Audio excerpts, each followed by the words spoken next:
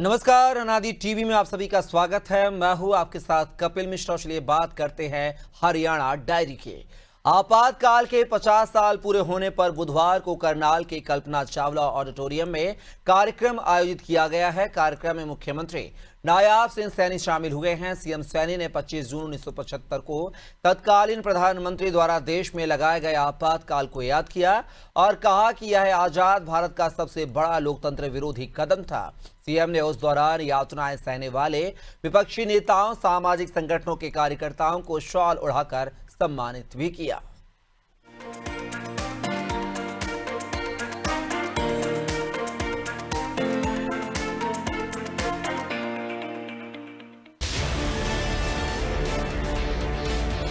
CM Saini ने आपातकाल को याद करते हुए कहा है कि जब देश अंग्रेजों की गुलामी से आजाद हुआ तो स्वतंत्रता के लिए लाखों लोगों ने बलिदान दिया। आने वाली पीढ़ियों को स्वतंत्र और सुरक्षित जीवन मिल सके, इसलिए बलिदान दिए थे। लेकिन आजाद भारत में ही 1975 में ऐसा अत्याचार हुआ जिसने स्वतंत्रता के मायने ही पलट दिए। सीएम सैनी ने कहा कि आपातकाल के दौरान सिर्फ विरोध करने वालों को नहीं, बल्कि भारत माता से प्रेम करने वालों को भी दबाया गया। उन पर लाठियां बरसाई गई, उन्हें जेलों में डाला गया। सीएम ने कहा कि उस समय देशभक्तों ने व्यक्ति विशेष की जय नहीं बल्कि भारत माता की जय बोली और इसलिए उन्हें सजा दी गई।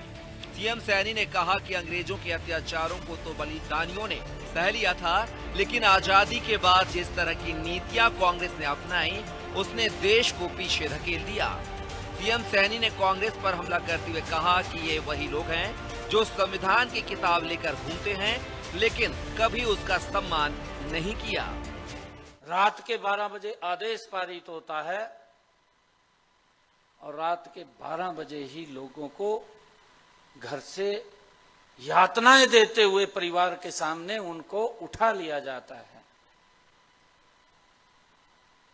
किस प्रकार का अत्याचार उनके ऊपर होता है, इस प्रकार का अत्याचार कि हम उसको अगर स्मरण भी करते हैं हमारे रोंगटे खड़े हो जाते हैं। उन्होंने अपने जीवन के ऊपर सहा है। जिस अत्याचार को मात्र स्मरण करने से रोंगटे खड़े हो जाते हों तो उनके ऊपर कितना उन्होंने सहा होगा, ये अकल्पनीय है। कितना बड़ा अत्याचार वो उस समय के अंदर, वो आजादी के बाद हुआ है। अपनी इच्छा शक्ति पूरा करने के लिए हुआ है, एक टारगेट तरीके से हुआ है। ये बात करते हैं संविधान बचाओ की। अरे पीढ़ियों ने इस संविधान की सुरक्षा नहीं की है जो लोग संविधान की बुक उठा करके घूम रहे हैं, उनकी पीढ़ियों ने नहीं की है। 562 रियासतें थी, 562 रियासतों को एकजुट करने का काम सरदार वल्लभ भाई पटेल को दिया। वो भारत मां का लाल अपनी बात के ऊपर पूरा उतरा है। ये संविधान बचाने की बात करते हैं, दूसरी तरफ ये बात बोलते हैं खड़े होकर के कि हम सत्ता के अंदर आएंगे, हम उस धारा 370 को रिवर्ट करेंगे। ये कौन से संविधान को बचाने की आज भी ये चौथी पीढ़ी बात करती है। आज भी उस संविधान को तोड़ने का काम अगर कोई करता है तो भाइयों इनके डीएनए के अंदर शामिल है, ये पीढ़ियों से है। सीएम सैनी ने प्रधानमंत्री मोदी की कार्यशैली की सराहना करते हुए कहा है कि उन्होंने डॉक्टर श्यामा प्रसाद मुखर्जी के एक देश एक संविधान एक प्रधान के सपने को साकार किया। जिस देश में 2 झंडे 2 संविधान चलते थे उसे खत्म किया गया और धारा 370 हटाकर सच्चे लोकतंत्र की स्थापना की गई। सीएम सैनी ने कहा कि 2014 से पहले देश संविधान के नाम पर छलावा झेल रहा था, लेकिन अब 2014 के बाद से देश वास्तव में संविधान के अनुसार चल रहा है। सीएम सैनी ने कहा कि आपातकाल सिर्फ एक ऐतिहासिक घटना नहीं, यह एक सबक है जिसे हर पीढ़ी को जानना जरूरी है। सीएम ने लोगों से आह्वान किया कि बुजुर्ग अपने परिवारों में बैठकर उस दौर की सच्चाई को साझा करें, ताकि आने वाली पीढ़ियां जान सकें कि भारत को किन कठिनाइयों से गुजरकर आज की आजादी मिली है।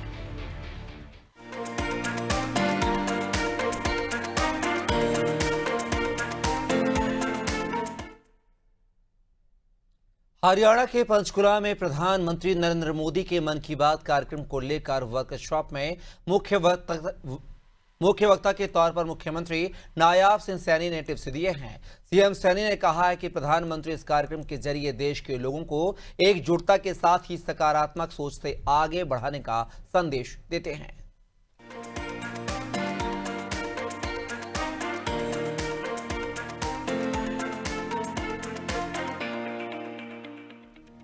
हरियाणा के सीएम नायब सिंह सैनी ने हरियाणा में मोदी के मन की बात कार्यक्रम की वर्कशॉप में आंकड़ों को लेकर कहा कि यह हमारी जिम्मेदारी है कि देश भर में मन की बात कार्यक्रम में हरियाणा पहले नंबर पर आए।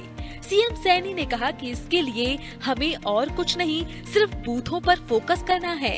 अभी हरियाणा में 8 जिले ही ऐसे हैं जो 100% इस टारगेट को अचीव कर पाए हैं, जबकि 14 जिले अभी इस आंकड़े को छू नहीं पाए हैं। हमें इन जिलों में भी इस 100% के आंकड़े तक पहुंचना है। सीएम सैनी ने कहा कि पीएम मोदी मन की बात कार्यक्रम के जरिए लोगों से अच्छे कामों को करने वाले और दूसरे लोगों को करने के लिए प्रेरित भी करते हैं। ऐसे में यह हमारी जिम्मेदारी है कि हम इस कार्यक्रम को सुनकर दूसरे लोगों को भी इसे सुनने के लिए प्रेरित करें।